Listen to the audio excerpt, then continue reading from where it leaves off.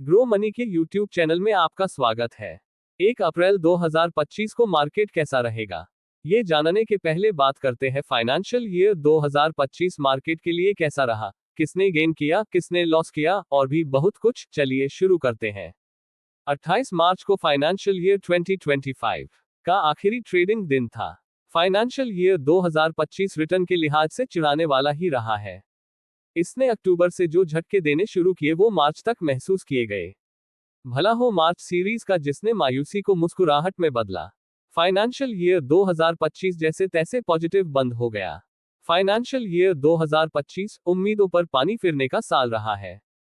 इस अवधि में निफ्टी ने 6%, सेंसेक्स ने 5% और बैंक निफ्टी ने 8% रिटर्न दिया है। इसी तरह मिड कैप ने सिर्फ 6% और स्मॉल कैप ने 2% रिटर्न दिया है। फाइनेंशियल ईयर 2025 में एफआईआईएस ने भारतीय इक्विटी मार्केट में भारी बिकवाली की है। इस अवधि में एफआईआईएस ने 4 लाख करोड़ रुपए की बिकवाली की है। वहीं डीस ने 6 लाख करोड़ रुपए की खरीदारी की है। फाइनेंशियल ईयर 2025 के सुपर हीरोज की बात करें तो पीजी इलेक्ट्रोप्लास्ट ने 460%, जेएसडब्ल्यू होल्डिंग ने 200%, मझगांव ने 200%, टी&डी ने 160%, शारदा एनर्जी ने 150% और दीपक फर्टिलाइजर्स ने 130% रिटर्न दिया। फाइनेंशियल ईयर 2025 के सुपर फ्लॉप की बात करें तो रेमंड्स लाइफस्टाइल ने 65% निगेटिव रिटर्न दिया है। वहीं इंडसइंड बैंक में 60% की गिरावट देखने को मिली है, जबकि सोनाटा सॉफ्ट में 50% की गिरावट आई है। इस अवधि में वोडा आइडिया 48% टूटा है। अदानी ग्रीन 48% गिरा है। बिरला सॉफ्ट 47% गिरा है। फाइनेंशियल ईयर 2025 निफ्टी में कितने बदलाव। 30 सितंबर 2024 में निफ्टी में बेल और ट्रेंट की एंट्री हुई। वहीं डिवीज और एलटीआईएमआईएनडीटीआरई निफ्टी से बाहर हो गए। 28 मार्च 2025 को निफ्टी में जोमेटो जियोफिन की एंट्री हुई। वहीं बीपीसीएल और ब्रिटानिया निफ्टी से बाहर हो गए।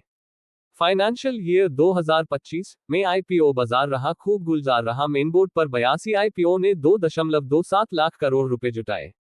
वहीं एसएमई सेगमेंट में 242 आईपीओ से 44,000 करोड़ रुपए जुटाए गए। Financial year 2025 bumper listing gain देने वाले शेयरों में विभोर स्टील ट्यूब ने 196%, बीएलएसई सर्विसेज ने 170%, ममता मशीनरी ने 160%, बजाज हाउसिंग ने 140% और केआरएन हीट एक्सचेंजर ने 120% लिस्टिंग गेन दिया है।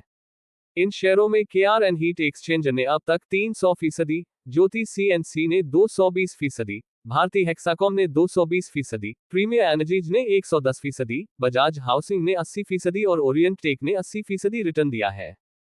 फाइनेंशियल ईयर 2025 आईपीओ जिसने जेब पर किया चोट, इनमें Popular Vehicles, Godavari Biorefineries, CARRARO India, Western Carriers और कैपिटल स्मॉल फाइनेंस जैसे शेयर शामिल हैं।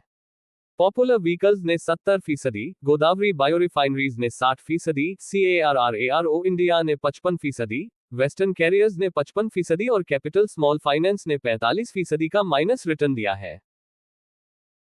आइए अब बात करते हैं कैसा रहेगा 1 अप्रैल 2025 का मार्केट। निफ्टी ने शुक्रवार को पिछले दिन की अपनी कुछ बढ़त गंवा दी। ये 28 मार्च को 0.5% की गिरावट के साथ बंद हुआ। इससे अप्रैल सीरीज की कमजोर शुरुआत नजर आई। अगले हफ्ते अमेरिकी राष्ट्रपति ट्रंप द्वारा टैरिफ घोषणाओं से पहले ट्रेडर्स सतर्क नजर आ सकते हैं।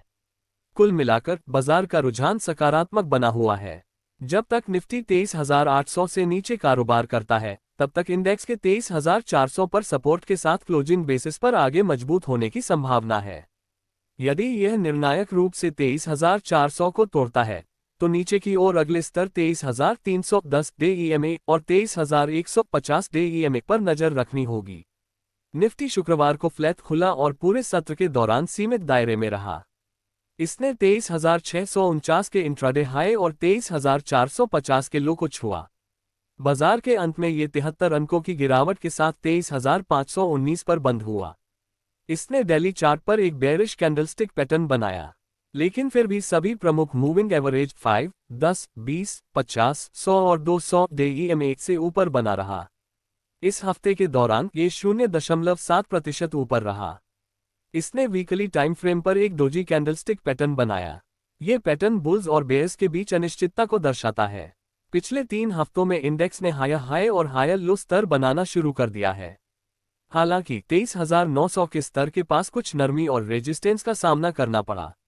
यदि इंडेक्स 23,500 जोन से ऊपर रहने में सफल होता है तो 23,750 और फिर 23,900 जोन की ओर उछाल देखा जा सकता है, जबकि नीचे की ओर 23,400 और फिर 23,200 जोन पर सपोर्ट देखा जा सकता है। बाजार में इस समय उच्च स्तरों पर बिकवाली का दबाव है। हालांकि शॉर्ट टर्म सेंटीमेंट सकारात्मक बना हुआ है। ऑप्शन डेटा से संकेत मिलता है कि इंडेक्स शॉर्ट टर्म में 23,000 से 24,000 के दायरे में कारोबार करता दिख सकता है। 1 अप्रैल को कैसी रह सकती है बैंक निफ्टी? बैंक निफ्टी ने निगेटिव रुझान के साथ कंसोलिडेशन सत्र को समाप्त किया। इंडेक्स 11 अंक नीचे 51,565 पर नजर आया। इसने डेली स्केल पर एक डोजी कैंडलस्टिक पैटर्न को बनाया। ये पैटर्न गुरुवार की मजबूत तेजी के बाद अनिश्चितता को दर्शाता है। इंडेक्स अभी भी सभी प्रमुख मूविंग एवरेज से ऊपर बना हुआ है। इससे संकेत मिलता है कि ट्रेंड बुल्स के पक्ष में बना हुआ है। डेली डिमांड जोन और प्रमुख मूविंग एवरेज 10 और 20 EMA करंट प्राइस से नीचे बने हुए हैं। उन्होंने कहा कि यह 3 से 4 सत्रों के लिए साइडवेज कंसोलिडेशन या 50,640 सपोर्ट जोन में वापसी देखने को मिल सकती है।